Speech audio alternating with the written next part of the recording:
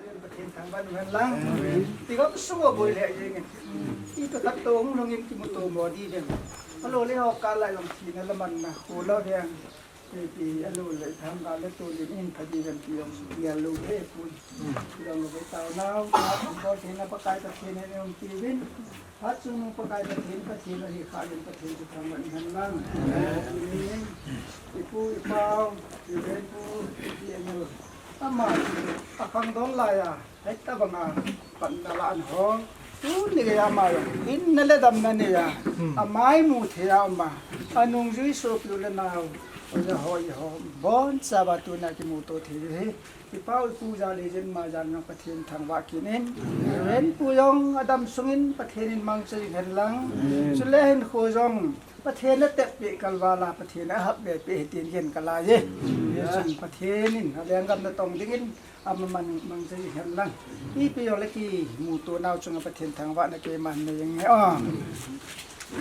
Oh, hallelujah, hallelujah, hallelujah. Pakai do kipen Emmanuel pathin. Pagi muto na wahin pakai. Ne ding sa ding don de hojang khamen ka ngai tu.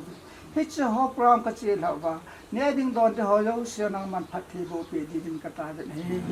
Sila pathin hing jing. Tu ni la ki man sa di wa jong pakai. Ong kal song ho. Namun thenga na mai sa mo na hong ding ding. Nawa soila sa ding na thwa hong ding hojaw sinaman atha ta masanga naman sa asanga hoizal thajo hin mangsa humite ho bumite dinga phachom nge dinga thagawa kalbi khatlani kanei thene divin pakai ta taw jon he pakai namin theng ka thang wa hajo se na khuna hilhang da ne ding sa do jo sio pakai nang ma phat the bo nang sa ei hui nga pakai na Jesu Krista na kong taw he amen.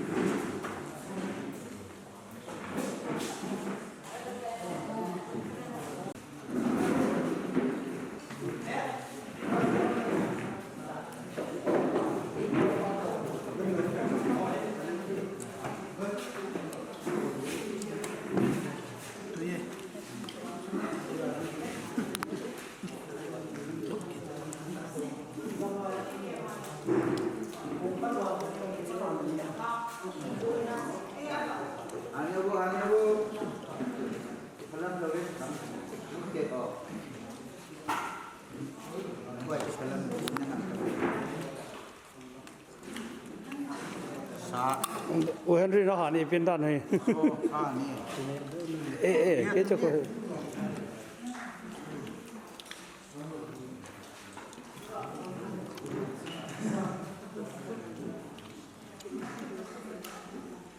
Ay, yung kapor, yun na. Mas pinta naman. Kanya kapag niya.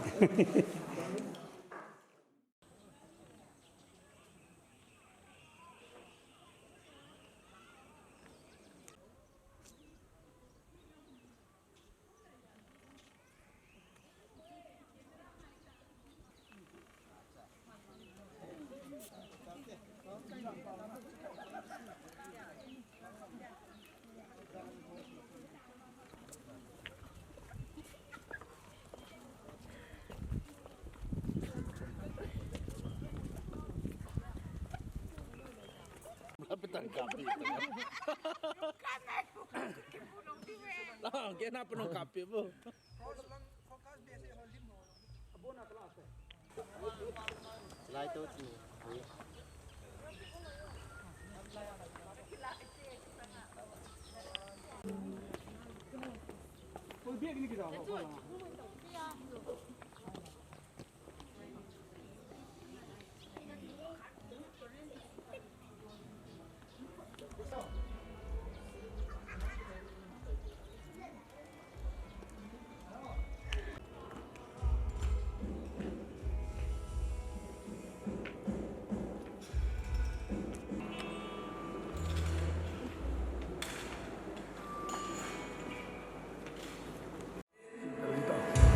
Hoje, que se vive em Mozão, Bon sabi ni hapa. Kita pai dia apa mungkin apa ni bebede. Wasai lai sa ko ta dizibin. Patina suka kinhaina self dedication analysis ke within. Kema ogingin pahinga anto ay nikete. Oh hallelujah, hallelujah. Thangwa dingalo, wansoi dingalo. Ingzing kapathiru nang malihisi. Tuzana zum pagay hilay mana, nawansoi la sakoma. Pagay nang kulalaki kimang chukay dinga. At padat papine peta singit kagipon ng makatanggo At samsana mawansoi la na hinsana diwa. Pagay nang matakaw tingpina. Kalabuan ng mahumpanga. Nang malunghay na watsoi kahitin na divin. Pagkay ng mapagpingan katawasori. Pagkay kapate ho na kita. Kagamle kalite ho ng mawatsoi na. Pagkay ng malunghay na sa kahitin na divin. Naimang sitamit din Nazareth Jesu minim katabi.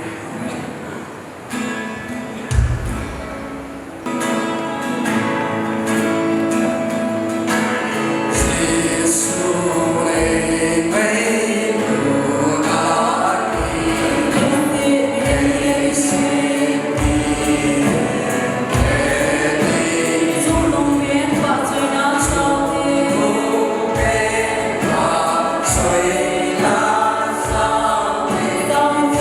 lỡ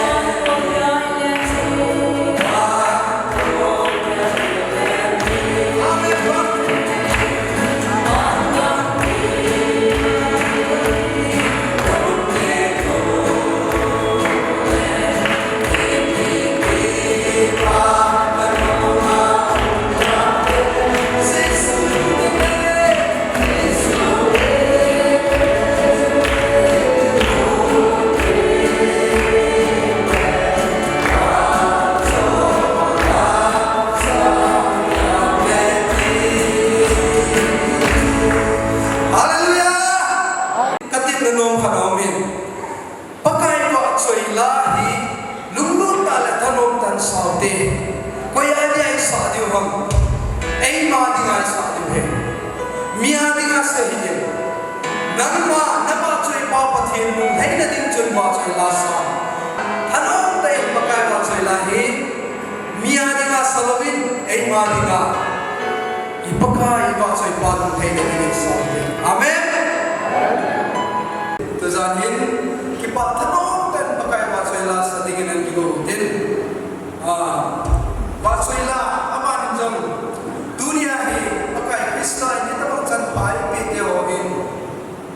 athua sai sangin ai lung sit joy asai sangin ai lung sit joy ti he pakai ba choi la thanong tan sakilo te Kalagaw in the name of Jesus. Allah, gawin natin Jesus.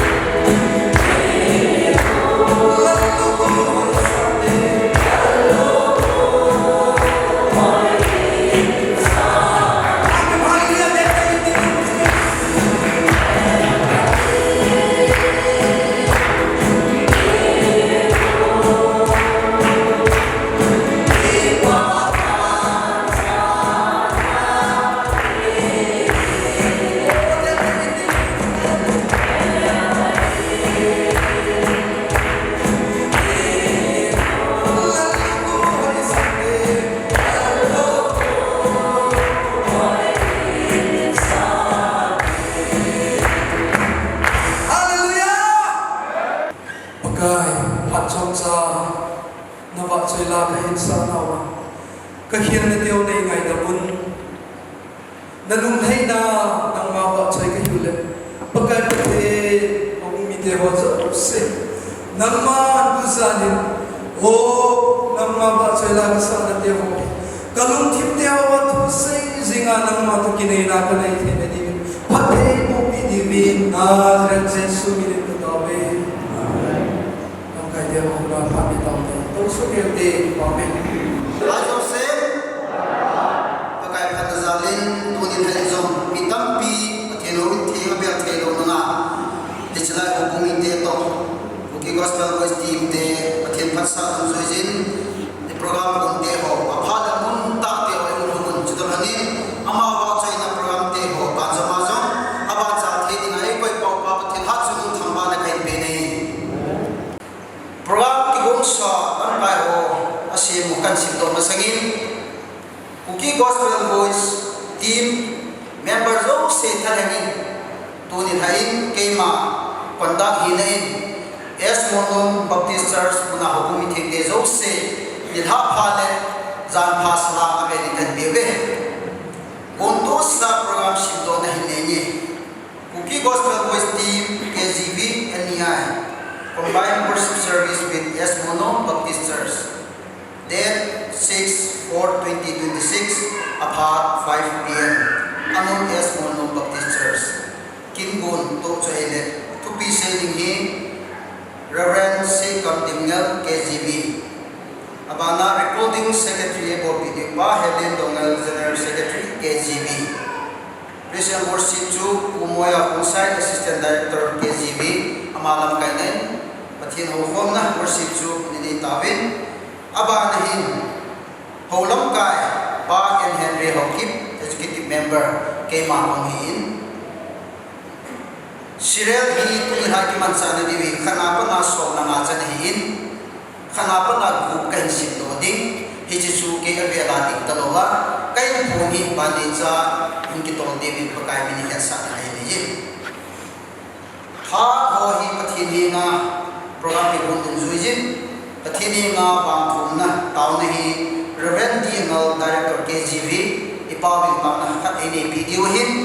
hichi tao na ini picture tiang na thampo na lamin hi BYF Yes Mono Baptist Church Jutein tao naman sa tiang no panan kila pa video hin hicho kichai tiang le lim na to say Pastor say mang kipgen Yes Mono Baptist Church amang mi pa hi amang kichai tiang le wa choy na sa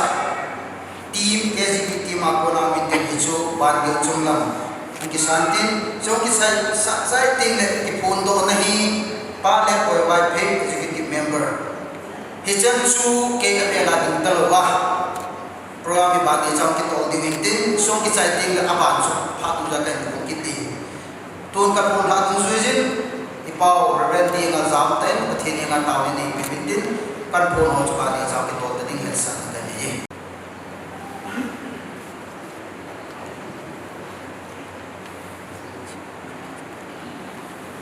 Tuni April tarik som di lebu Tuni dan mata Kuki gospel voice team Norwich India Titel S Mono Pagumite Patien Tho Kiloi Hom Na Patien Thamba Hom Na Tinga Anak Kigo program Kigo Hojo Chile Hot Hojo Chile Kiếm là cũng thoại là cháu rồi rân địa người linh Báo có thế Trong báo có thế Cho nên là báo thế có thể cũng nào Vì chuyện Hot Hojo Chile cả hạt của tay Đó là niềm tin Thằng bác thì ngào lông cho dẫn những ngào lông Bạn chúng chơi ngon cấp bằng của chị Chú này là năm mạng khó thôi cho thêm điều mà Ết bộ lúc Nó cũng mi chơi lệ Là lên các bạn cái nào Nắm nào bạn thấy gặp người phố Cả nắm xung vào thì là Cứ chỉ có thôi bối tìm nó Chú này là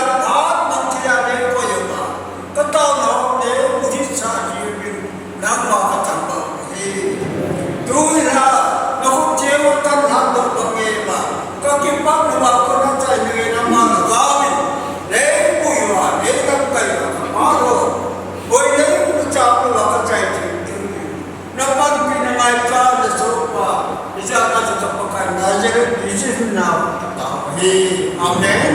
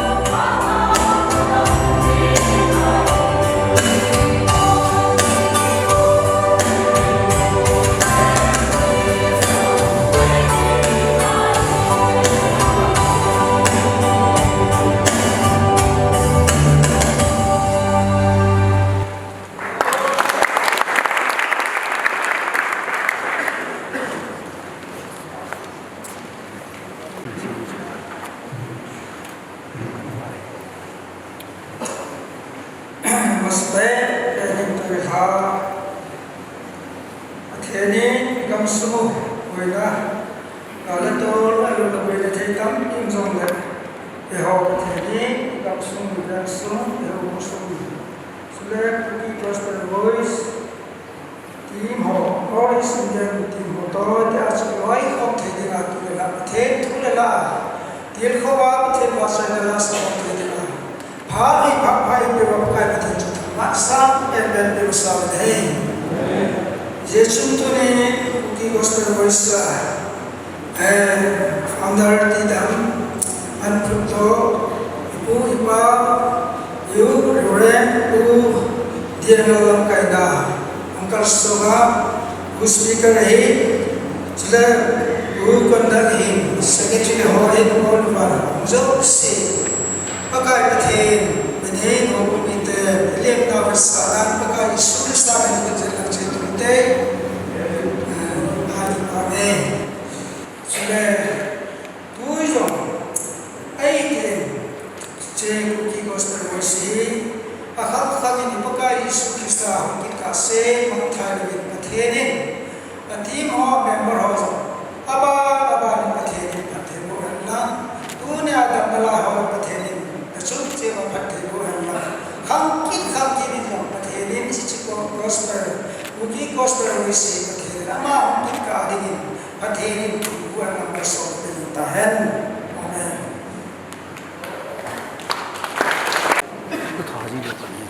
Hãy subscribe cho kênh Ghiền Mì Gõ để không bỏ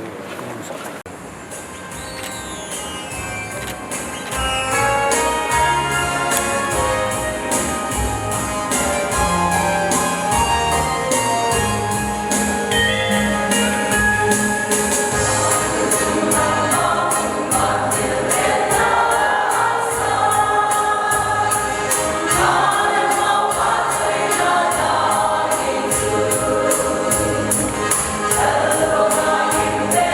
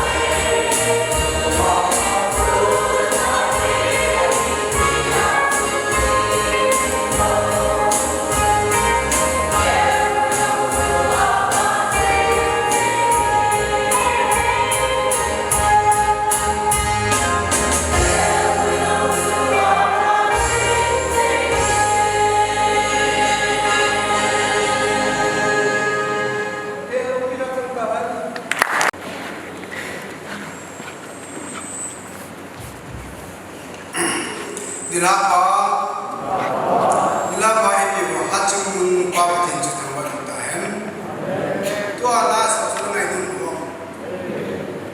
chila hi kane wa pata kana ngai in tu ni san ke achu ke ki bam de zin pathen ni e lu sin in mundin gamtina loina hasana kalatu nan yen zo le Buki Gospel West Team Northeast India Iloi Homna Mo Purene Hoto Es Molu Baptist Church Diken Bodo Yetu Nizara Combined Worship Service Tuni Cholo Nibutil Nia Mantia Abdiokoda Iwang Pawin Aben Patin Kataman Hi Kei Pati Hele Pondo na hin ki pondo na hi tilam dolai ko tum Gospel West Team hi 1974 Well asu 14 August well asu ani umpani hijahin members ni tanung tan atia mau tim setan ai bang patenu se de yali team leader pa di ana amma pathin lu se de jali it is an pen ichi tu chan dia amma lidi hotel hi Gospel West Team ko da kidam ka sare jing pathin amma ama puji ge ti ko ti jena belen pathin kana wa ki nahi Gospel West Team tutwa hi gamla ko apoire takilonin kivil tuna a tajihin atam lo hi Northeast India ki tiyawle Assam Bangladesh Nagaland hala huti tapuin Manipur je ga jo Saulang ho Chandilang ho huti tapun tutwa concentrate atam lo ki body the cycle ai in chile kapu pi in cycle Ambilon area so se hui ita active ta ki mangsa members bi mi zakhan soma chumai dai ai magin ditile patina ko hosi tuni ni ko ko ma ki ko de wa hin ahu do hi even na mi 39 ki ye ko hi media kuma ai hin izole patin tu akilam kai ji Home Sensi Gospel West Team almost look at that in Hichi Gospel West Team Kaki like home now heading on Tasin comes on heading him in director he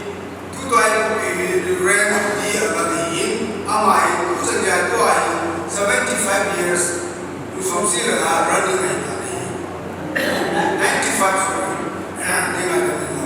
95 years running in today. But then you sit now, I think that the government, the party, and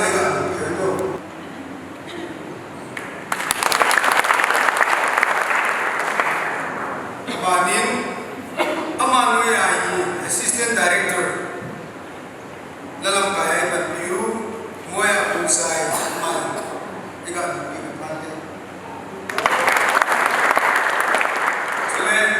General Secretary IPUPV Helen Dongal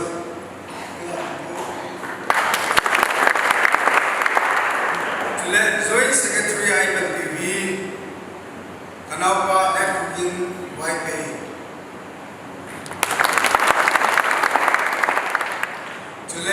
Finance Treasurer IPUPV Madam Helam Maulai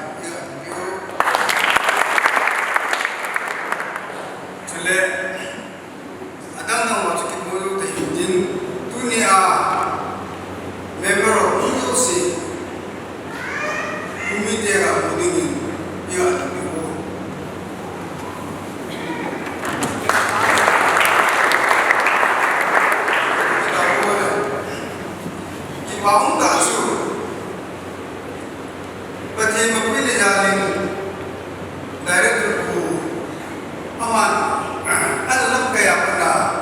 team suadina adang nang chum na ti alui ben chu tu a nuzui kapu thangboy okay ma ta ande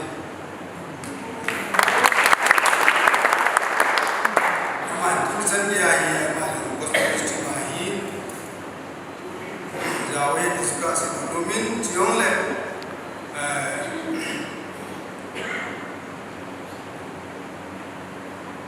hicha executive member aunki ko isule tu a conduct a copy who Henry okay my deputy program dunia executive member aske aunki kahi ti chuka sa meeting chule tu akan tu nol achun atam do hi aunte lo angin pastor reverend chule theologian tam ta angin ai pastor hi asim ki lowal pastor hi mi gupta bahi amin evangelist bi ka amin chule theologians jate ho ai in asimi tu to ai ready ko bi tuni speaker ai ka bi reverend sekam dimngal mai ka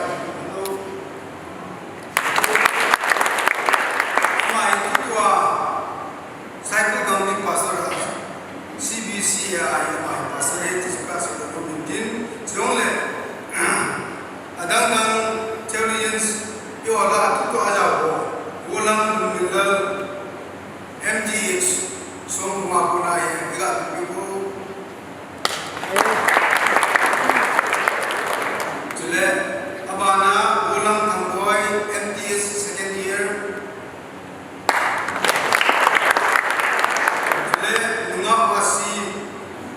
MDF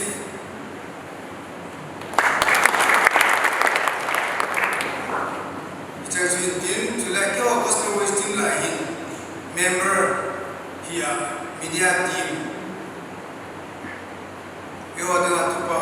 kalur usai alaya tupa ini Ichasuitin nggak kele deh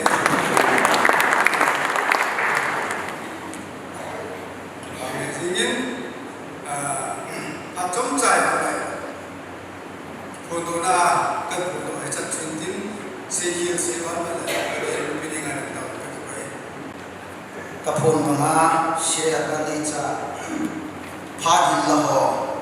khả năng bắt được sẽ những cái tổ nào phát hiện rằng tao này mình biểu hiện lắm và chơi lên ngay tại sao biểu có cái gì mà hin im nên to say local pastor và chơi lại sao biểu team member họ han hin la zo se chungin pakai min ki pa tho ka sei pathe ni mabana na pui jing ta hen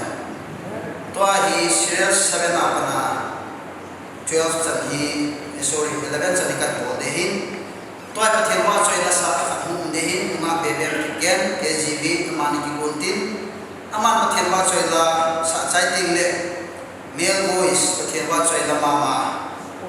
pate la sa hu mintin pate wa choi da sa thung ki chai ting le pathin thu sim khong na nunga wa si ki gen MDF KGB chi chu hong ki chai ting le ti ma ko na group song pathin wa choi la mitin pa ka anga din ding e chan ge chu ke bian din da lowa hong ki to de pa ka min he sa na ke lizin nunga be be ka hi ko be la pa min de so se pathin nam ne pewin ke zong lemon ma sa pen hin tu chong gong nai ai wangin ta sa ta mon ne neu ka ne ka ki song lal ma ma sing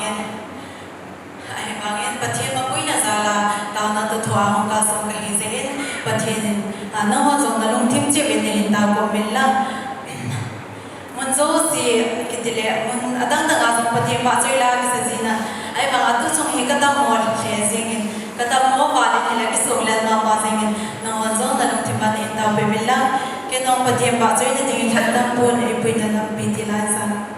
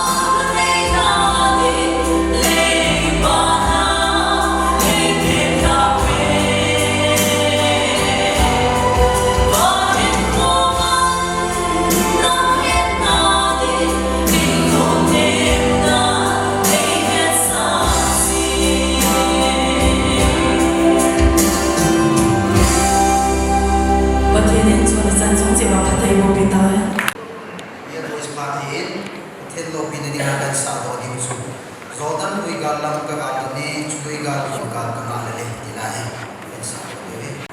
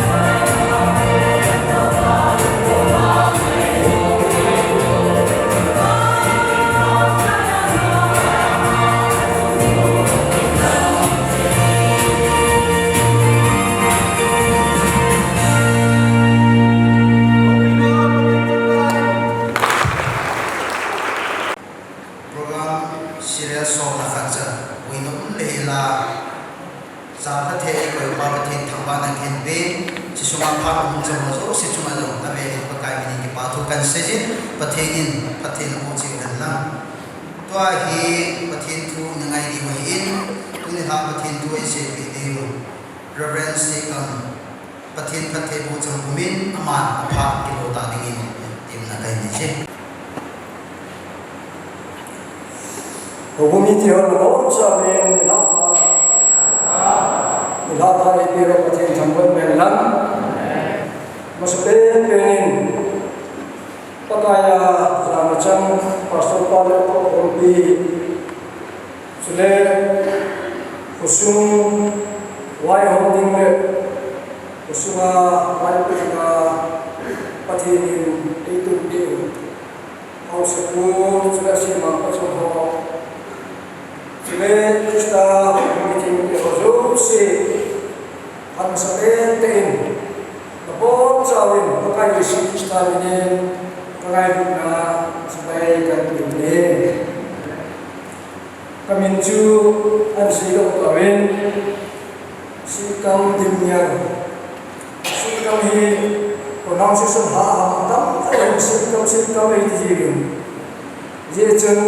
Hat Kadhin kami ni SPT Dimnyar, Reverend SPT Dimnyar tidak nasi kinuin, acomlamin,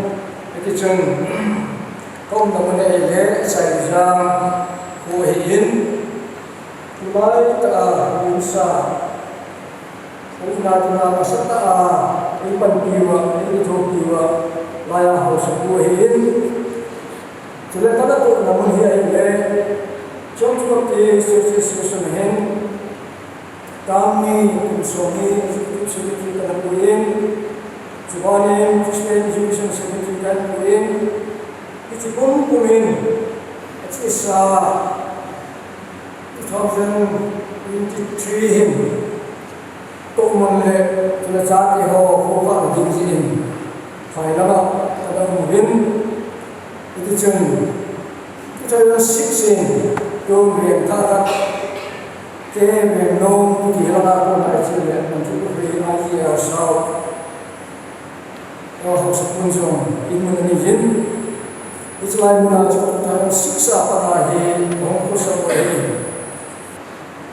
At isa May taritong 2023 zamin garang di pantanay. Tarik sabihin na nain sibay ho ka Gari kan pathin ini kita tak berarti ngah. Ijle lecun. Tapi itu men, orang yang men, itu cun pathin jalan orang men. Ini baca ini dibuat terlalu. Ibu nak baca dibuat terlalu. Pesawat oleh terbaik itu terbaik. Siapa nak mereka buat ini. Ijeng kilo su atang ko ni ijeng ang taso ni ijeng patinin akumun sai jam sai chelu ni ijeng o olen patin to ijeng sa o he alam ban so olen ang ijeng ang ko sai jang patin ijeng ni ayam to It was the voice in 1988 to 1991 teacher he kanapanin. Isa po hen kanangakinin ay it was the voice in he kanangakinin. Nung katsu at siya sa hong hindi tinakatay ito ang timunin at yung siya. Wala yung makalitin ganito po Esa yang Chile, ini suatu ayat atau apa yang kita lalu, ini suatu ayat yang tiba-tiba kita baca ini itu semua. Kalau kita orang kita itu tu kemudian, akhirnya saya orang hasil usia ini dia macam itu cuma yang tu siapa yang dia yang siapa yang saya sih waktu itu main Lampai yang ingat sila, tapi itu pasti kongtinga itu begitu waktu kita baca, itu aja orang ini dia aja, ini rahe selaya kongtinga itu. Pathin pun Zalem es no ti yang kan July ini na masabe ta itu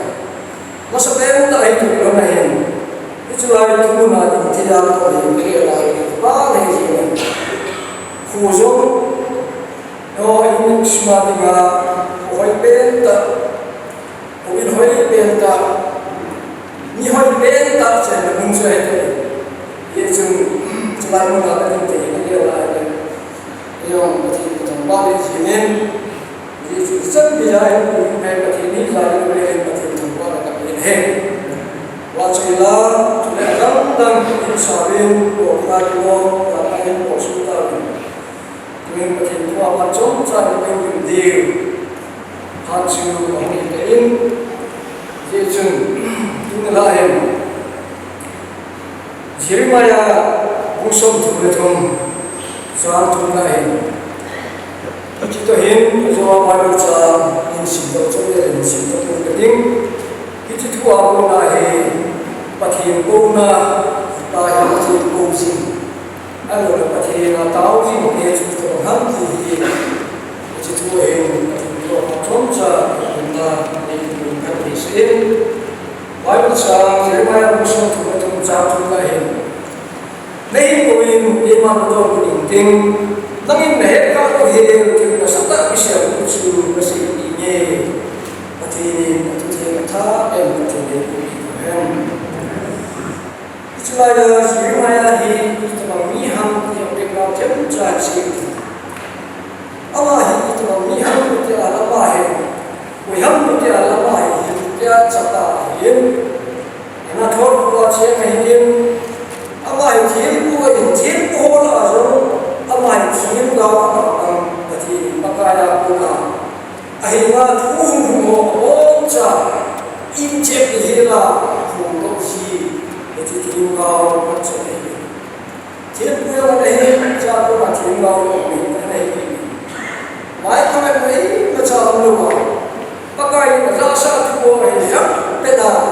Sedang ni jatuh ni ikat sendiri. Dia tu Jeremiah pas ni BC 626 apa nama 526 ni. Itu pakai tu itu hadam itu ada. Itu pakai tak cuma langsung pun tidak. Patien di tak dihukum bahahi. Poiman ada sini untuk itu tu milim siang tu ada hobi. Mitam tay amano namasong matindi iti milim sing tuhi ana humi patindi ta jota amade kiya no choma ana dudong ta iti ya chu Jerusalem ne nite ga manta no dinhi Jeremiah ya akimre ba che nang mo ba len ko kumti ai sudah mengurus si patien Jeremiah komunis. Jadi kerja orang Jeremiah ini, jadi dia orang macam ni hidup ada foto ini. Jadi pakai Jeremiah itu, sini luar unding, apa yang kocu, Israel ni dia cuma pakai mahal kocu yang foto hilding, tapi ini pakai tapi ini. Pakai nanti mana bagian Jeremiah cuma boleh. Israel cuma mentah le sudah na angin tinggi amain tak le dong kumin. Pakai aku na tuh kecil ada pun Orang ni kilo yang mesti orang ni sihir itu cuma bayar itu cuma aku na patien lainnya alu na patien pakai na macam tu Abang nasi tu bersih. Kap berjilong kumin,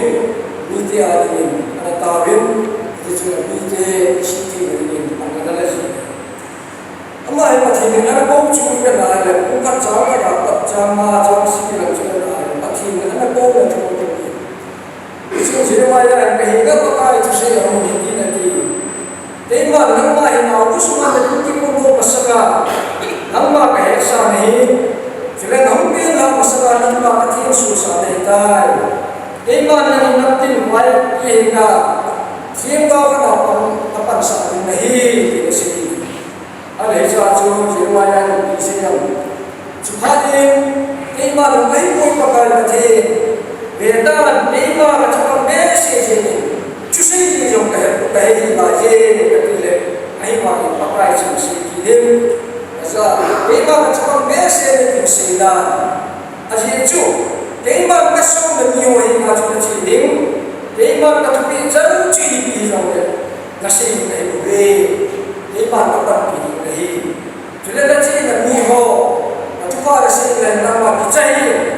aja itu dah mudah dengan Neymar, dah pakai sih sih. Patin Jeremiah yang kedua, Israel teh yang itu kosong dengan sih kita kedua. Anda hendak hen Jeremiah tinggal jom, tinggal patin Israel teh hi, anda bersuci jin patin nak sih. Israel teh patin tu mahu tengok Jeremiah. Anak polisi itu sen,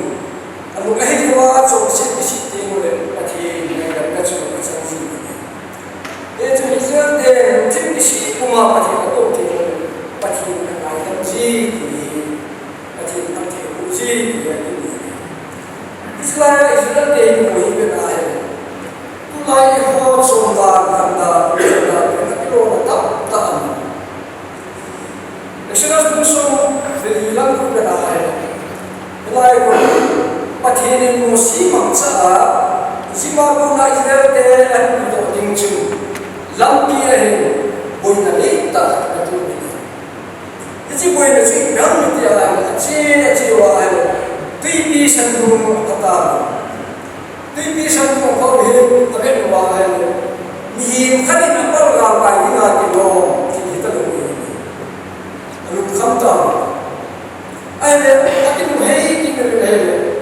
harau sipai ho, sipai ho, sekolah lain, tam tak ada itu jen apa ini, khadinin orang. Ada jemaah lain itu jadi ada sesuatu. Patin lagi siapa, patin gua, patin pandina tahun Indonesia, musik cuma luar, musik cuma luar Itu jika mana tak cuma, nehum itu awak, Israel pun ada cuma satu itu. Israel pun ada ibu ini tinggal, jadi untuk menaik cuma satu itu. Nanti aku cinta itu cuma harta. Ada musim ini ya sih. Kita hidup pakai pun lang tindak pun. Dunia yang pakai pakai nama dia, dan orang itu Ijana mitila dunia namu ijimite namu mungkin lu hidup kita. Pakai nama dia kalau satu hidup musisi kita. Wajib patin Israel tele ijimite supaya kita cuma bangai dah tanpa bangai kan ibu dengan simin. Israel cuma ijimite mungkin terlalu. Ijimite juga tanpa kita. Israel tele mungkin Lumbungin patin musim, patin hingga tawin, patin patpin asan natin patin akubin, tahu tak ada patin. Patin kurjung itu bisa tujuan kecil. Tuy kami tidak mau jawab tak hilang kalau kain patin bisa. Musim yang patin tapi bagi nak boleh, Israel cakap tu, oh cakap apa itu? Ia tu siapa ho, kalau kai musim, ada kurjung bisa nak tu, orang kita ini. Ia tu tujuan pakai Israel, so siapa yang terus Ia tu tujuan lain macam tujuan orang kawin, so kita Ia tu musim ada sih. Dunia mu siapa ho, dia orang kita selain semua dia cuma dunia jauh lebih baik dalam suku lebih baik. Deh, Israel dia orang itu apa dengan pati itu? Nopsa itu dia boleh pati suku itu bangsa. Nanti cuma orang Israel itu setelah orang kecil tahu in Mubinagi dan orang kumen cuma tak sedar ini. Okey kita mau sampai ke turun di China. Mau di China ini bolong. Jika ada tam join, kanjeli ini bolong. Sudah baik tam tahan tahan. Sudah baik tahan. Kusung yang hotel info Thailand sehingga ini so. Jadi cuma ini kau yang sama siapa pasti yang berani dan pasti sudah ini tak. Yang tidak tidak pasti Tuhan lah seperti.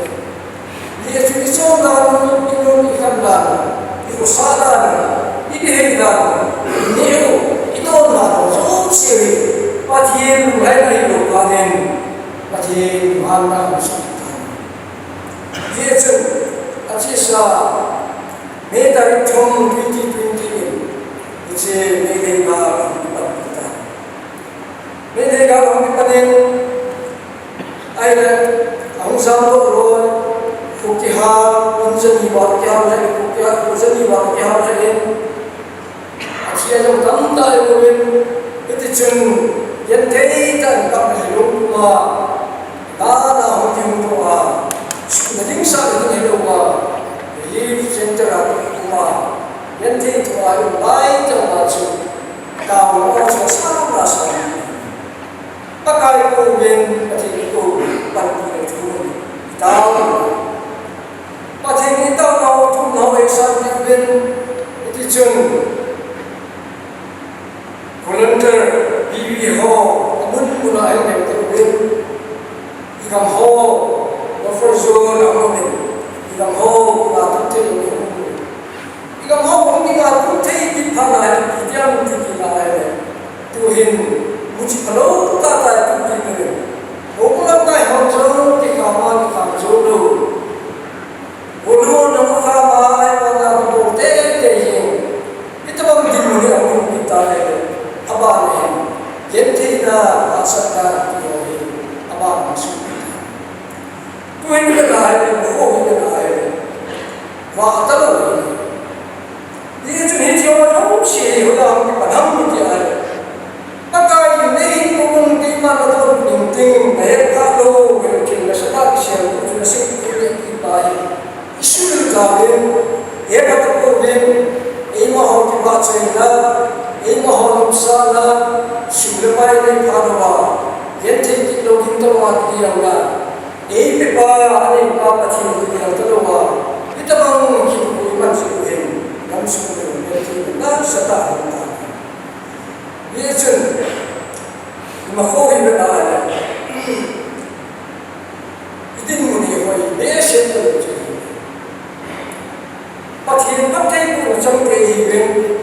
Usaha menghorong menghai tatai, ni betna betna tatai, aciera yang berkau, ni tamsi betulun, menghorta tatai macam ni, ayam betulun, menjalan dah,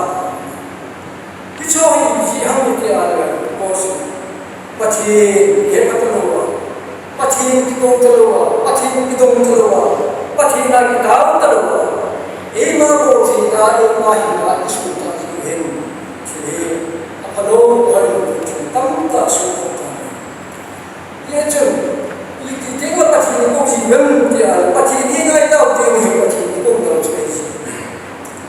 Ia cuma, Jeremiah ini pati ini kau ingin, tunwar Jeremiah sesuatu pakai ini, ni kau ini tu. Ihon pati ini kau tengok pakai. Tinggal yang sih macam mana kau? Ia cuma pati ini kau tinggal ini, pati ini pakai pati ini, umai bayar itu pati ini, umai bayar itu pati ini, pati ini dulu macam mana pakai ini, itu pati ini tinggal macam mana? Acuan mungkin lagi, pati ini mungkin lagi mungkin lagi. Pati ini kau mau itu mungkin tinggal so sih anak itu tinggi, itu ini baca, itu ini Kristeni ko in man na pakaya na pati ni ko na ba ilang ki ay man ko ti ba ni mo wa chi ti se ajo ba cha so bilo gran si jo da chi ti kan si no sa ji yang ti ala pati ko ji pati na ta ji ni ma ka na ji ti ko yang ti ala Cornelius Cornelius to see Cornelius ini Syria kopi asyik ini selain itu Filistin nama mereka kita ini Rom kamu semua dengan kopi nama mereka ada apa ini Cornelius itu pemihak kopi ada baik macam ada sih nama kopi yang lain yang sih ini nama jadi itu sudah itu baik Ijong le apa ita bang miham te ada Cornelius pati ngai sakta tu ngai sakta hi ai su jong si to pati ginta pati ko jing pati na tau jing mi ho tu ita ta hi ai na mana to ni bang tu ada supaya jangan ngai hi apa hi jentai ni hi wa ma milim ahom si wa chuiti milim hom hin na suza te ti ama alung chima adia ta hai juda ho ma hai na sata ai spai ja ram kai sakap chua ram kai wai ho tulai ho spai ho wai ho ta tu si measure ham कितने हम सब बेच ही उठा नहीं अल्लाह ही ने बाइबल आदमी को बोले अल्लाह है अखंड नहीं इतना मिहां होता है पथेन ऐसा ही ना बात बिना की मन होता है अगर तो ना सिपाही जवान का है ना पा मेजर का नहीं ना पा सिपाही अफसर का नहीं ना पा ऐन दागा पथेन अबेर पाही पथेन अगर ऐसा नहीं ताली है जो मैं कुछ नहीं कहा हमारे जुदान नहीं जनता भी है आई वाले हमारे लिपस्टिक थ्रू पथेन हुई में उनके लिए हमारे हमारे लिपस्टिक थ्रू पथेन जो ना जुदान के पथेन अंजुजी इचेन पथेन ऐसा नहीं ये चंपुने सुनते हो कृष्णा लोग जुड़ा हुए पथेन ऐसा नजारा ito ay nakita ni pati sa bata kamti ay bakit niya gawin pagkain pati Cornelius Pangchang pati sa spy officer na hina adala ka pati niya tunihin niyo pati sa sala ito pagkaya ng Allah manti ito niya gawin ito sa ini cenderung Allah ini, ayat sumi jauh sih pati kita ini, jualan musim, pati kita ini, apa sih itu? Ayat sumi itu kata pati kita pati ini, ada itu. Jadi pati lain tahun lo belum tinggal kita cari. Ayat sumi itu kata apa ini? Ayat sumi kisah ini nak apa? Kiai guna apa? Tilungkan nak apa? Cerita itu. Ayat sumi itu kontrol. Ayat sumi itu kontrol hidup lain. Cerita itu. Ia jadi sumi itu tak. Pakaian dengan itu dia lain. Pasti ini kita orang asal dalam kerja. Tidak cinta semua sampai Kipan ampun, lungun ampun, amawan, insung ngaite, insung pagapati pujite, pati hete insung aja, jamna, lungunna, kipana, aja unti. Itu insung aja, dia orang insung ngaite mulai insung ngaite tinggal, insung kipana jadi. ये जो थे नहीं बाजू Cornelius बना है ऐसी जो xe to mà thiên các ta in ta mà thiên in ta in suy nghĩ thì mình mà hệ các cái mà ra mà hệ phải ta ít ra thì mà thiên in mà in đâu không có mà ít chuyện mà thiên là thiên rồi in mà ra đây hệ ra đây nào thế ho mà thiên quan trọng không mà thiên tu sĩ không mà thiên tu học hiểu mà thiên tu học không chỉ có vào làm chủ để xin học được rồi không thể vô chủ béo được thì là sao lên nào theo được cũng lưu sao lên nào theo hết luôn mà chỉ lắm để mà thì in ra rồi thì người dùng hàng mà ba chứ dùng sang ta cái câu này bài sang bài cái câu này ta thì phổ đâu thì người ra cô nào chứ bài sang nó được cái bản chất bây giờ chỉ cho đúng sự luôn là cái này cũng suy đúng sự mà thì những khó thì là cái này mà sẽ đến tạo ra thì cái này mà thì là tạo mong của ra thì đó tạo mong của không phải nó sẽ đến tạo ra cái chuyện tạo ra mai cha nào mà thì bây giờ cũng có gì để ra cái hồ chứa mà thì nó trên cũng in sung cái gì mà thì nó trên cũng ra cái hồ chứa mà thì nó trên cũng chân nào rồi cái gì mà trong chân này còn như là suy nghĩ là chưa thì biết tắm ta bị gì ama hiện thế asa vai cha cho hi adiwa anh ấy yêu bài asa vai cha adiwa bài hiện nay cái bu cái mình sẽ làm hàng cái hàng làm là cái đó nó nghĩ về hàng làm nghĩ có cái chuyện này là chỉ có đúng không đấy thì nó ama wang Israel ai là những con người trên sa cái gì thì đâu họ sa đến thì cầm mô gì việc gì ai cũng được bây giờ chúng ta thấy là cái gì chúng ta nghe đóng số cũng nhiều ấy bây giờ gấp được hối ra mai trong có không biết rồi cũng đã hộp số hay là mai trong không khác họ cũng trong cái nào cũng sẽ theo các con và những cái sẽ chỉ mà chỉ là cái bây giờ là thì cũng tất cả là hình là cái chuyện đó này đến khi họ sau cái ông chủ mà chỉ hospital là đồng ý không cái ông chủ mà chỉ cái thôn này ngay cho là cái ông chủ mà chỉ cầm súng ở đâu có súng u bị bệnh là cái ông chủ mà chỉ thì mình mất cái hoa chỉ để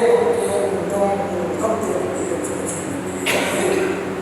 cái sự cố lên maka ya ada kamu tak bisa macam tahu sendiri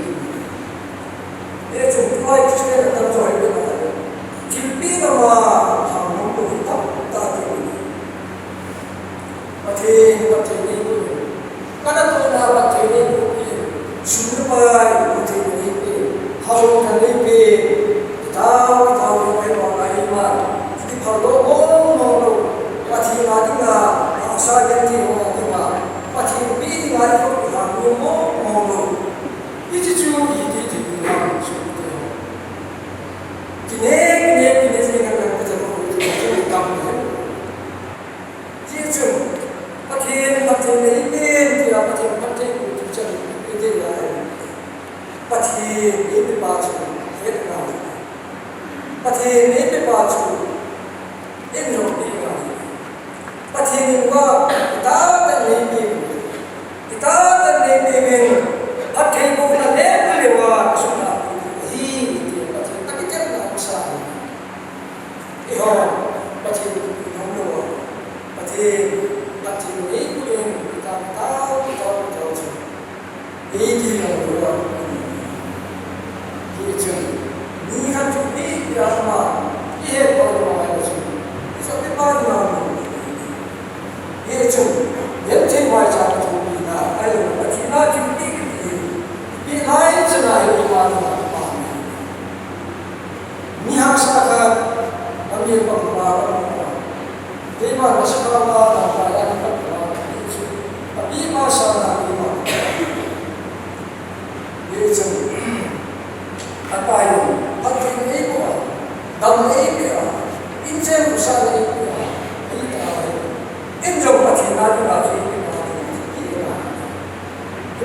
hin se se oi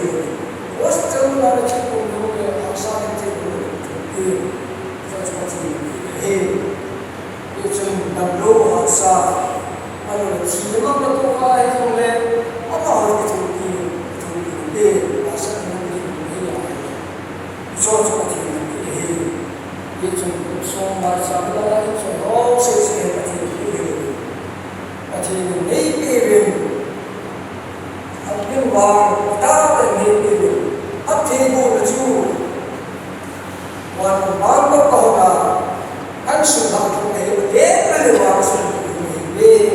tất cả các xã hội sử dụng được thì các cái là còn liên quan là thì cái tấm là cái gì thì đi qua đi cái này hết cái này còn liên quan là ba hình cái này là ama himmat pathin ko jing pathina tawing te su hi le ti su ama ai su ni pathin ngai sa ta ni ani chan le ai su ni zo se ko pathin ni ta le akin chan le ni ho en te ha so ti tam ta ni ani chan le chan la ba ro su ni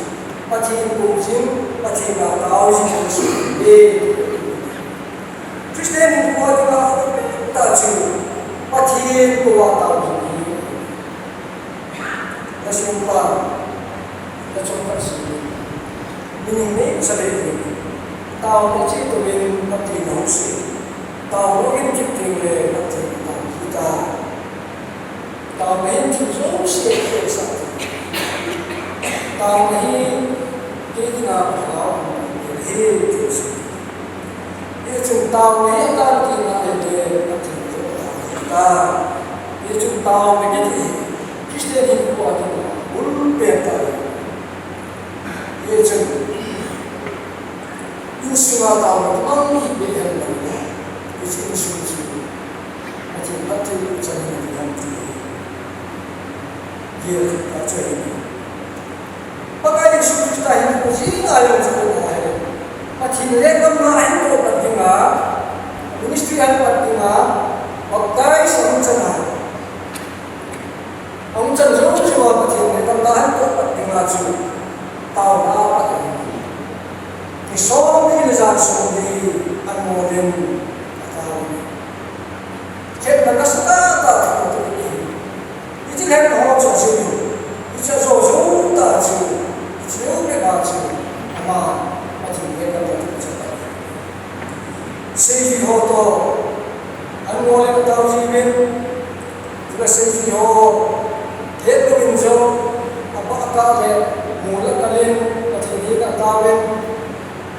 ama hinyon ki thum khom chu ji ki chor ko na ko man de se ji ha neo ka no ke ka ma ji ha ta taw na si ye anmole ko tau ji mo chu ta men sa ko herin mulo ko tau ji Iching yo ko ba sa chu yam ko info wa pathin ko wa taw yin ni ngai ta ni pakai ko sing ni na pakai ko sing ni na inchen ko sa sin na wa hi pathin ko te ya shin na sa te le shin ni na sa te ni ko te te ai na hi na ko ko na pakai ko ko sa te ting se se de chu chu chu chu ta te chu he chu lai sa te ho tam ta su ta so de sim sim die han sai wa to kin mo to he de do na to to ti chu na bang cha ba cha pe na ho kam ta pi cho ai ji han ni ta pa thi ko lo pa thi na ta lo ji na to su e ye chu ne Pakai lain pun bukan he ciri pemulia sen pati itu jinga pati naisata pati nadinga jinga tam tahu jinga ini orang pati nadin pati naisata insuni Kristen jiwitin cire insuni itu pati binta insuni jiwitin Pakaya dengan nanti baca, ada nanti nanti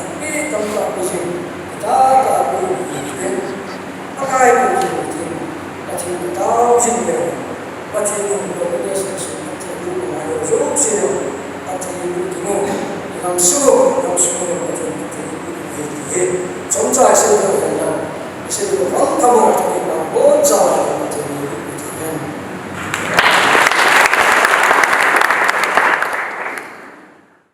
Jeremiah hung som thun thun jam thun pathin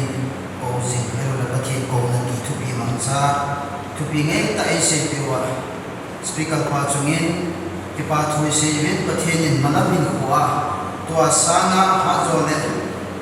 phazo am zo zo ni dingin pa kai min ni taw na pe ni he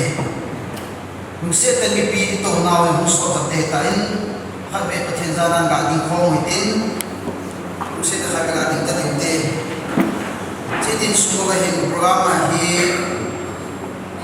kita tu saya thum amumin akan nahi betul harus poin kita tu saya dapat nak video ini amal kita saya tinggal betul hukum panahi mission vice chairman ini manfaat nak deh amal yang kita saya tinggal team director program dia nanti kewalang saya nak nak kita tu saya ni tinggi. Ijang thum chu kita tu saya nak kita tinggal le pathin pasai kau nak nak sapom dia hindui pun nak cross pun nak cucu dalam kau bersama dengan kau iba pipi tahu dia tahu na kau cucu tinggal kain pun tinggi. Tuhin betul kau sebu hak kain bed tu kan pipi yang cuma anda tu kita yang paham deh.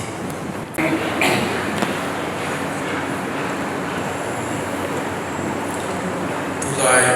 istabang part igam sung heaven to the lazam cilai part ta tuni di dan pana ti tuing ilta te ho mantam ta te ho ngai la form te na stebe te da tham wa ding lo pati wa chai te na tham wa te na tabang part mantam te man sa pati tham ba na Pastor Paul Patmasan ang chun saying tuni program te Rampur di engel dot di gospel wisdom or idea dilakukan kemau cekong di kekipai kekemau cun kesepun aja itu itu ngapain menghisa adalah kuisa lah dia tinggal si iko bukan ada di kedai tuning gospel wisdom zat tawal zat kana dinga chi ti ma chai na khat ne grebe se ti ho kite no pun pia ti ma chai na tam ta chai la sam zo le tum be na ma dinga ti ma chai na ku khat ti chu ine ni che ho to alo na ti chu a ren pu ho na wa kusung nong chu di se yo chu man ta ma sa ji chu ki wa tu ka ki pa e ka ti a ti chu ni da pa wa to ni za la ai lai mo ko de cha ka ya le na ni ja wa pa man ta un ta ma sang de dia chu tu na ma wa hi ka ta pu ma sang de dia ba chu ke wa ko lai ki gospel wisdom wa chu ni pe ha na ki ve sa je mo chu ni cô nó cùng làm luôn này chỉ tập bằng các chú ấy này và tôi nhìn nó chỉ là cái họ phải trả cho cái lô nó thì thì mà tôi sẽ rèn bùn cho chỉ là tập bằng bạn nó mà nó vào cái cái bạn mong cái mình tập cái sai thì chứ để cái gì cái phải thì chứ tiếng là đi rèn bùn để mà Misal bersama cung somko order kiman juga ya, tu ya tamah cale ni, suka tak sah. Jadi macam lu kan dia tu ketin pasar pa, kata apa masuk dia ti, kekipa ni sih ni nama dia macam cung na dia tahu dia, setiap event dia ho, kita tahu banyak orang dia ho, kerana itu mungkin luar kaki yang sah, kaki pasal itu kan sih, bukan ada kata orang nawang nanti suni lah, orang diuji, ibu dia orang cale dia ti loyo orang cun pasal pan cuma aku nawang diuji ande lumai diuji, ada cicu itu dia orang cuma bỏ thì vang cho bỏ kiểu thì Sunday ni ấy và hi rồi thì chơi Sunday ni anh hay lừa thì em chỉ bỏ ra một cái thằng thì này Sunday ni anh thì Sunday xuống lòng thì chơi cái đó mình chỉ chơi là nó thì một cái gì thế nên đi đang khăn thì chơi especially cũng là trong các bộ gì cũng vậy nè em biết này các kỹ thuật là sao và cái nó tiền nó bỏ thì không bỏ vào là nền hồ rồi chứ tùy ta là nền hồ cả lại tại đó cái kỹ thuật nào chứ không mà cái việc sáng nào cái hồ là cái thao nó mới tí chứ tôi nghĩ hiện tại là một cái sản Ki gospel voice ekitile when he again to ama to the keji kejo buima ko te na che ni chun sang as ko song segi na na pa na chun ki chi ji 75 76 na pa na ai le buima sunga lo na mai le je ki te de ka no pa na ki to le popular doing zat ta te điều vào là xã hội thì lý trí vào lên để ý biết lại ông chủ chi để vào lên để không ai đến ông chủ để đi chung buồn lắm lại à bắt đầu mà đi chung cái tiền vào chơi thì nào nên khi mong ra chỉ cả cái lại là mong chơi chung gì đó người ta tu ni cái tâm nó vào cái là bảo thôi nó mà tâm nó biết cái tiền nó tu ni cái thằng vào cái cái luôn cho cái này cái gì chung quý mà cô nên khi mong cái tiền tu làm ai rồiที่จังได้ก็เห็นอยู่ว่ามาจูเด็กก็มาจีเด็กแล้วก็กิมันจ่าจูกิเห็นนู่นกิใส่กิจาวรู้วางจูที่เจอตัวนี้ก็อาเดียเราครับจิเรียนผู้ยองสตีลกีฮอสพิทอลไว้สตีมอร์ตีเลยก็สู้มิลโลก็เกี่ยวกับสิ่งนั้นก็อาศัยจะเอาปาเรียนก็ไปมาจูที่เขาไปเวลาที่บ้านเราจูMungkin tu pasal tu, apa tu, nulu jelai tu get record ni jauh boleh buat. Cina orang sah tu aku mah kan buat tu, hotel buat tu, no, lepas tu sah tu, lepas tu angai tu, kita buat tu cahaya kita orang nak tahu aku nak gimana sih kan saya. Jadi mungkin yang aku buat kasu milo kan behi ki khom na kan chi gospel voice ti mo yo chi ki apa ham chu ke na lu ne ki khom le chen wa yo ma ye kan sponsor ho le ham ji ham chu ke ku hi ma ai ki kam kin khan ne ni cha chu ke yo chi de ti ka chi lo ti ta ma ka se mu ka da pa hi ya min sa su le pa yo ti ma ti na chi de ke tại mình thì phát triển những cái tiền hiện lại nó cũng như là bốn khoản thì là bốn khoản gì là chú gì lại được mà rất là bốn khoản chứ cuối mà cái gì nó cũng phải họ bốn khoản chắc là cái bốn khoản chứ cái bốn là cuối mà xoay thì khá là nhìn tao cái là bốn vay cái bốn là chỉ chơi yêu đi chứ cái sự việc chơi cái chuyện là ai chứ cái buồn lắm lại ta chắc về vào buồn về cho tin quý mà mình hết từ cái nào năm đầu tiên công chụp cái gì đấy chỉ chụp cái chụp mình kể ra đi chỉ chụp từ này cái gà kia đó để muốn tăng rồi để mà muốn thấy được muốn help cho muốn cái sao tiền này anh hình không bằng cái ha qua cái gì thì nó là cái để cho họ chứ cái số bài đi ta họ làm cho tôi đi ra tiền tiền là cho yang juga ASEAN juga sehingga Ewa adinga jika mereka canggih ketika baca ini mungkin mengharap kumsomku lemah canggih ketika dalam PIG ini canggih ya nami dia orang KPB jauh tim cak dan apa tim cak ini suka sih wah ketika itu KPB会东西会多低了也路可以走外国也从这边那边不用ประเทศนั้นนำไปสอนให้ล้ำจุดเดียวเลยก็เสียดายที่สุดนั้นน้ำขนาด inei pa he te ang khang ki khang ki na ding in zo chi pa ka te ba chai to bi pen pu da bi chu adang ki se adang sa ni ka te ka wa chai na ba chu bai be la ki ha mu da bin ka te lai na pen zo ba hi ti che ya chi nam mi te bin ka te wa chai na ni go in Grand Pool and Pool ti di ta ni nan lam kai to pa ba ni ai thei chanin chi thi sa lo in swai che te ti yo ni ke to kan game do min pan chan nge pan lo chue lo ke ki pa in ba na zo pa ti ni ong nge to la sa ti na pa ti lo chai na o zo ku pe bin tin ba na ke ki ti ha zo chi ma ki ka se sa na ngai nei zo le ti pum pi le o nei su na ma wa chai ji ding ni chi ki gospel voice ti ni pa ti ni ka te ko ta he mu ka ti a cha na chu ba thu kan se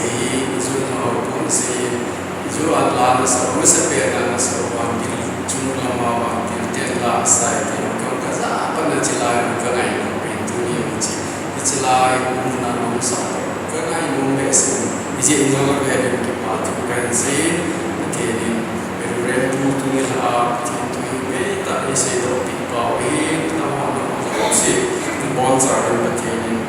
na ba na ti ta bon na e lo pa ti tu a pa ti ngai sa na la ma na ki sin na ba we ma ni ni ta ti la pa la la cha chu kan se ta te ki tu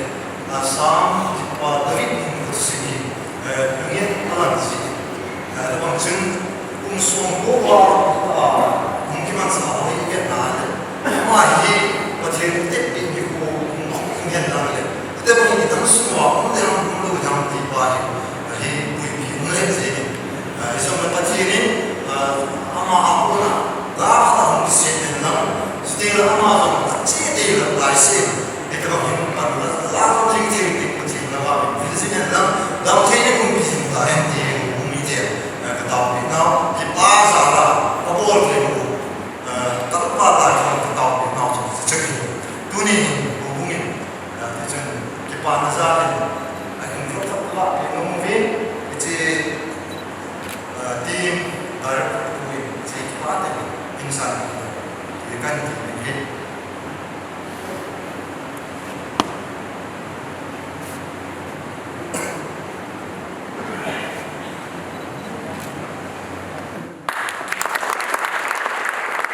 Kipao me, kipao paksa suitan.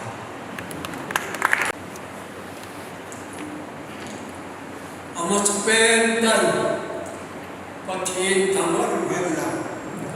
Tahu nak patin sahaja kurung kalau sudah tahu patin tamat itu beri. Ani lain itu hotel semua, impipu semua, batu pasir itu bangga,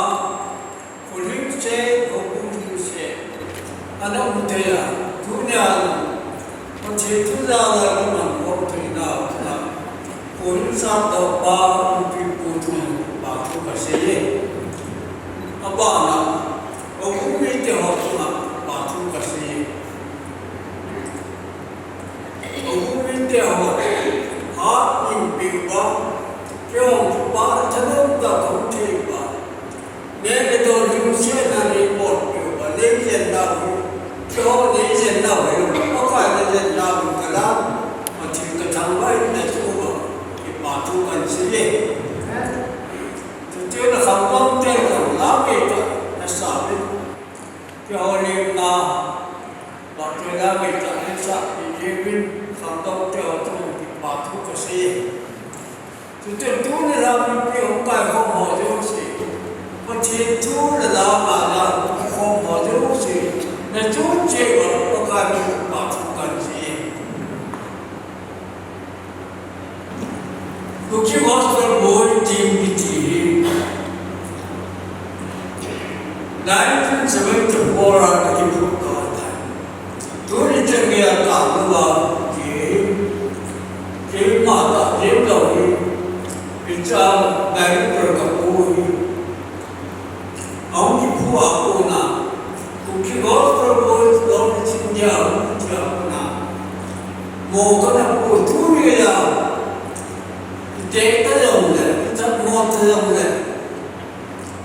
Orang ini dia tu tidak, orang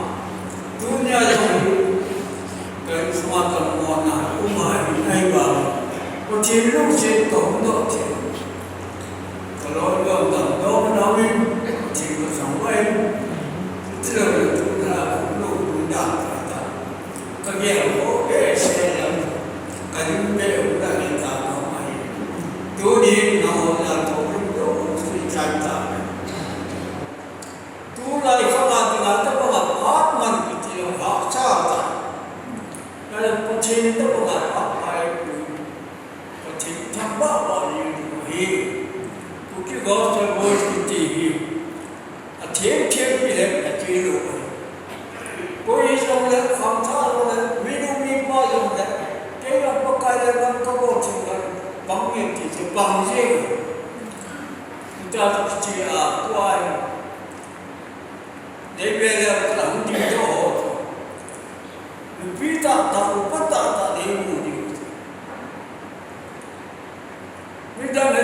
để cái tiền tài của con trai cho mình ta thì cũng chú Gospel Boy tu bắt nó bù ra tu ni chân về năm thay và cần sự ấy thì chẳng có biết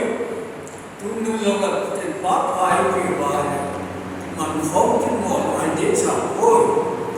tuy nhiên thì không có nó đủ siêu tiếng trả lời và cái này thì bà không cần gì theo từng và thời gian phát phát sao ta toàn tiếng và chỉ những là muốn chơi vào để chúng mình làm phát và đáp thăm thấy kỷ niệm cái bài thì mà chỉ là bốn trăm và chỉ là bốn trăm. Kibatu insebiu utolo sebuhin hubung lang ako na hinjudin na tim dahil terpuwa ko na isa ako se panin mawazo se jungin kibatu pakai binikan bungin patinin mawazo se patibuhan lang i programo ngai ni ki panohin program hong ki phuna pham hong changa pha lo zo si chuki zo pakai minin achai dalam itu hadin ki pa thu ben ongin pha chong sa ito na suwa ni bina se hi or here on na pakai minin ki ngai da mutin iso ka phong bangin taw khom ni man di jepin patin ba choi da kham sa khom ding ti chu ang pa wa ko na di sa hi dalam pai ho do sin hong ding la hindui pun cross pun ngati chu sa khom din pipi taw na ni nei ni hi icha taw sai di speaker hi dalam pai ho ki ko jing lai taw na ni ke ko ki koi tu hong ki gongin chu ko no ni nei ka de akhat na so he de KCVT में जिला सुना सुमाऊं और भूमि के औज़ों से तब्दील बिना और मुआफ़ सवा पथिंदे बुनाई को मनवा पथिना कतिचा तो जिन जोजिन थे नदी में ताऊ बिउतिन जुतर हम सुन अमा हो हिंद मिशनरी सोमलको असोन बेनी जिजों ही बोइनी इमाम लोवा पत सो जोजिन थे नदी में नदी में जोजिन ताऊ ना बना पमुइते अन्य ना जुकाम सुन दिन मुन बोइनी नवाई ताऊ जिन पथिन हिंगा ताऊ ना पमुइते पथिन इगम सो हासु एरियन थे नदी में ताऊ ना अन्य ना पमुइते अच्छा ये बिंगा चुन nam sum lam kai sie so hella thing noi su noi hella ko hi jong le kita ta le nam bi adinga pan kita sa ka wa he nam kai thi de bin nam nam kai wa ding in jong na taw te i che point thun kan on na chun taw ho na manguti kita wa ma sai na chu speaker pa ni video hi pathin za na ni bon sa ani ni ko matin pathin ma chu ko matin okay kai pa na kami sa video okay Hallelujah.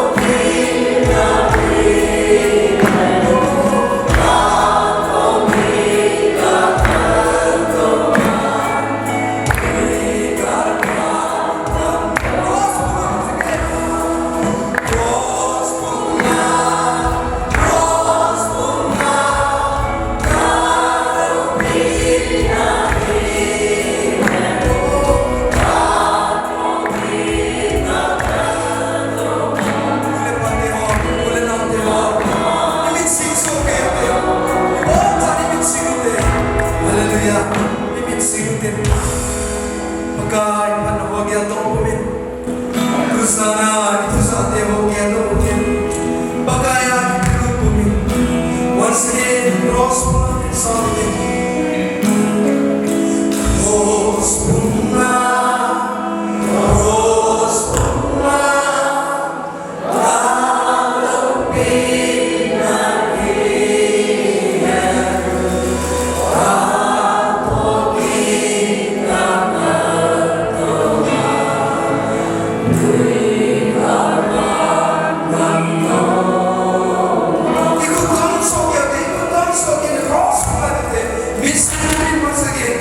Hallelujah.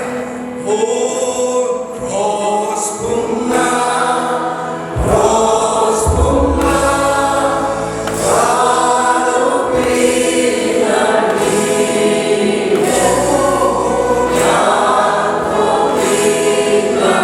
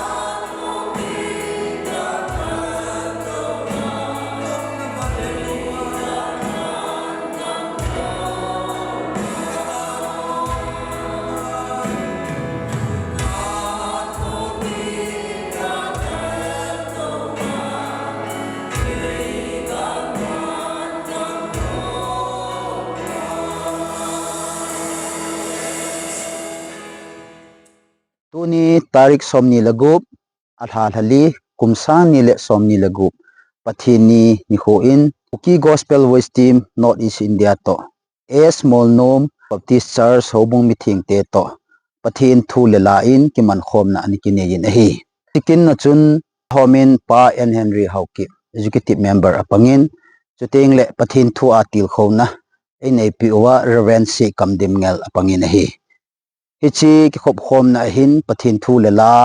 alang langa konin wa choilangei ta ta hutul BYF ho akon hen lang chuting le Kuki Gospel Voice Team akon hi jong le changla sa hen lang group song hi jong le hi ti chun pathin wa choi khom na ani kinei khom in hi kin kichai lamin hutul hausapu ahin hobung langa kon ahin ama ho akonin ki pa thu seina le til khona jong enei win ahi chital hon chun hosongmi hobumi ten ki pa na zalin